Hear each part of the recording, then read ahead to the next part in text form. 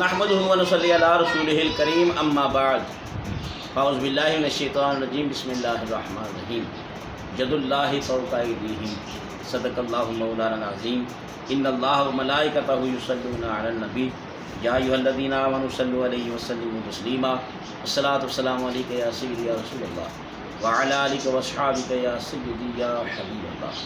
नहायत ही वाजिबुल एहतराम सामीन व नाज़रीन, आज के सिलसिला नंबर 137 137 में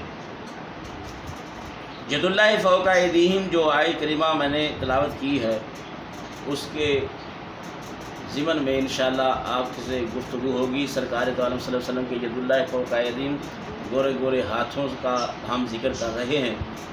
अपनी गुफ्तगू शुरू करने से पहले गुजारिश करता हूँ, जिन दोस्तों ने अभी तक हमारा चैनल सब्सक्राइब नहीं किया वो हमारे चैनल को सब्सक्राइब कर लें और बेल आइकन को दबा लें ताकि आने वाली हर तकरीर का, हर बयान का, हर सिलसिले का नोटिफिकेशन सबसे पहले आपको मौसूल हो। सय्यदना अब्दुल्ला बिन हजश सहाबी रज़ी अल्लाह तआला अन्हु यौम उहद दरबार रसूल पाक सल्लल्लाहु अलैहि वसल्लम में हाजिर होकर अर्ज़ करते हैं, या रसूलल्लाह मेरी तलवार चली गई है। ये सुनकर रहमतुल्लिल आलमीन सल्लल्लाहु अलैहि वसल्लम ने खजूर की टहनी अता की तो उनके हाथ में टहनी तलवार बन गई।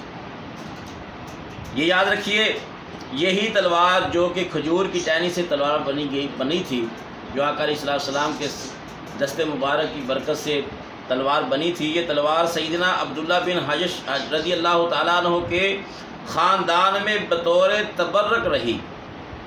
बाद में मुतअस्सम बिल्लाह के अमर में से बगातर तुर्की ने 200 दिनार देकर ये तलवार ख़रीद ली थी।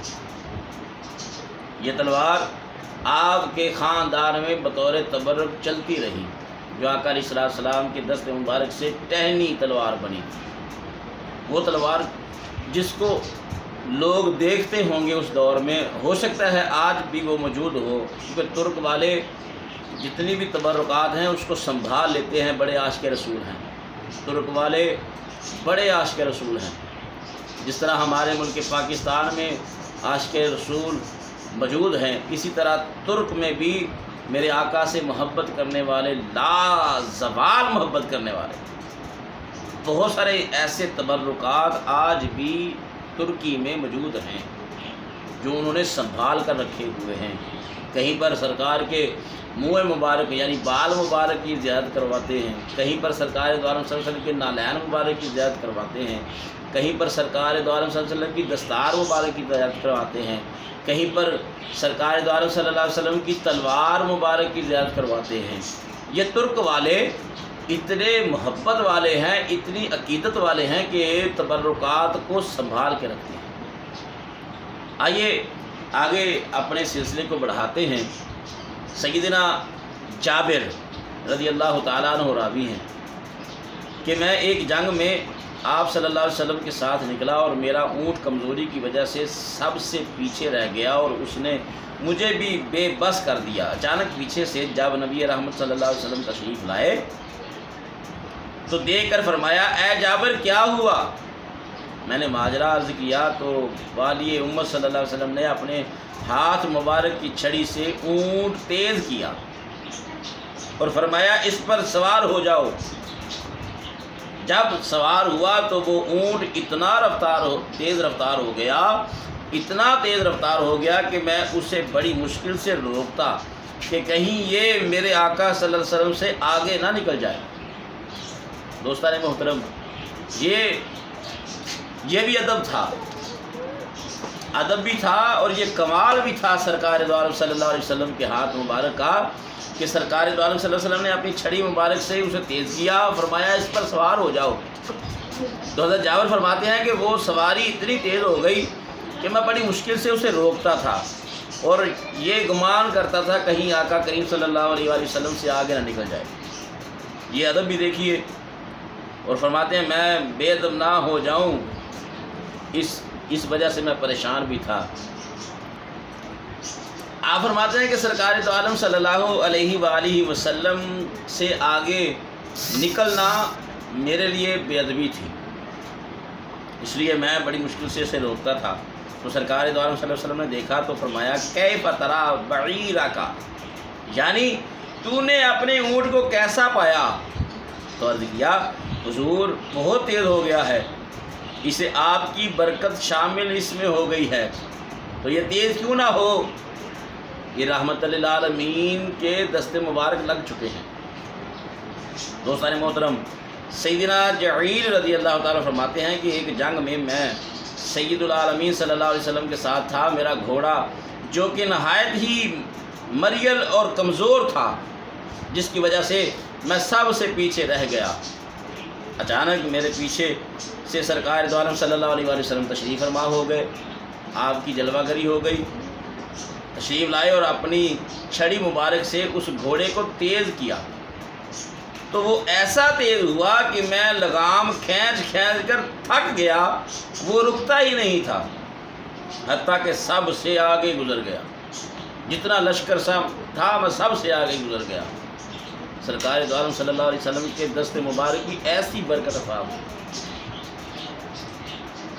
دوستان محترم، سیدنا بشر بن معاویہ رضی اللہ تعالیٰ عنہ فرماتے ہیں میں اپنے باپ کے ساتھ دربار رسالت مآب صلی اللہ علیہ وآلہ وسلم میں حاضر ہوا تو حضور علیہ الصلوۃ والسلام نے میرے سر پر ہاتھ مبارک پھیرا اور دعا فرمائی تو میرا چہرہ روشن ہو گیا اور میری یہ حالت ہو گئی کہ جس چیز کو ہاتھ لگا دوں وہی درست ہو جاتی ہے۔ سبحان اللہ، سبحان اللہ۔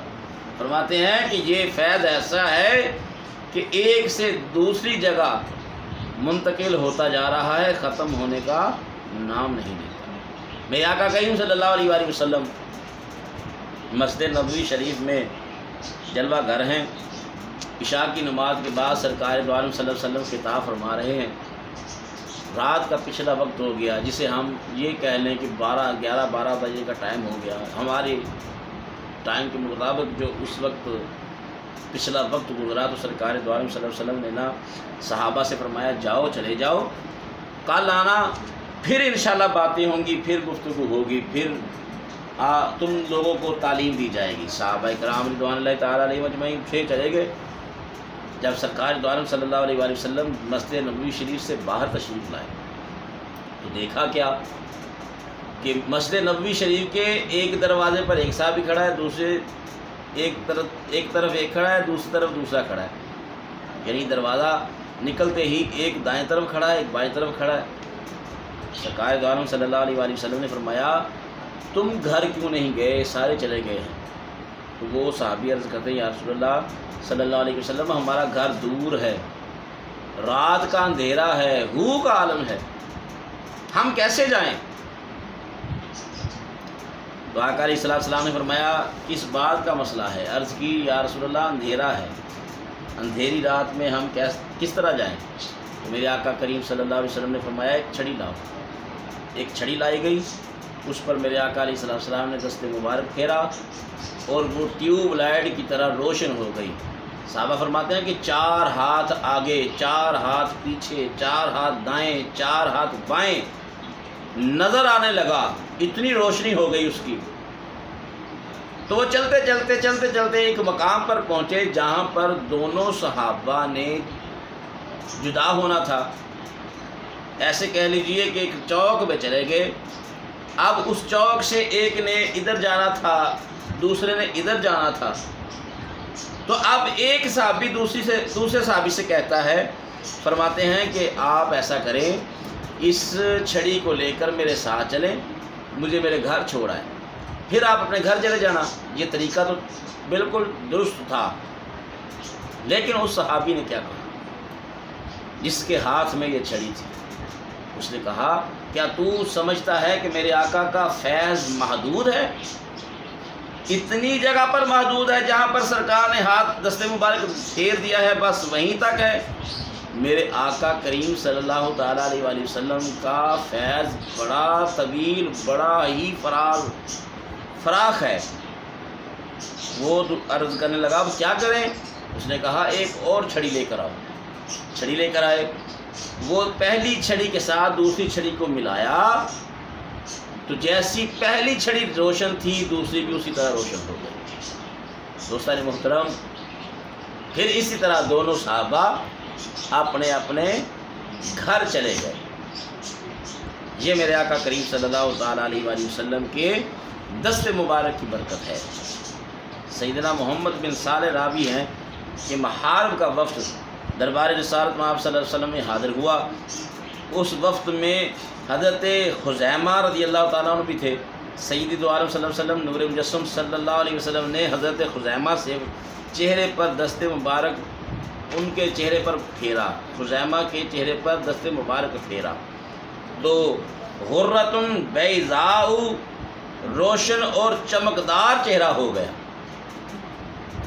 سیدنا حمام بن سعدی رضی اللہ تعالیٰ عنہ یمن سے حاضر ہوئے اور عرض کیا، یا رسول اللہ، ہم نے کنواں کھدوایا ہے اور اس کا پانی کڑوا نکلا ہے۔ یہ سن کر سرکار دو عالم صلی اللہ علیہ وسلم نے ایک برتن میں پانی کا تبرک دیا اور فرمایا، جا کر اس پانی کو کنویں میں ڈال دو۔ میں نے لے جا کر وہ پانی اس کھاری کنویں میں ڈال دیا تو کنواں سارے یمن کے کنووں سے میٹھا ہو گیا۔ سبحان اللہ، قربان جائیں۔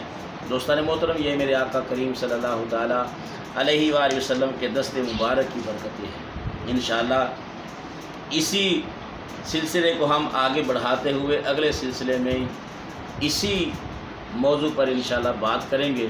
اللہ تبارک و تعالیٰ میری اور آپ کی حاضری اپنی بارگاہ میں قبول فرمائے، سرکار دو عالم صلی اللہ علیہ وسلم سے سچی اور پکی محبت نصیب فرمائے، آمین۔ وآخر دعوایا ان الحمد للہ رب العالمین۔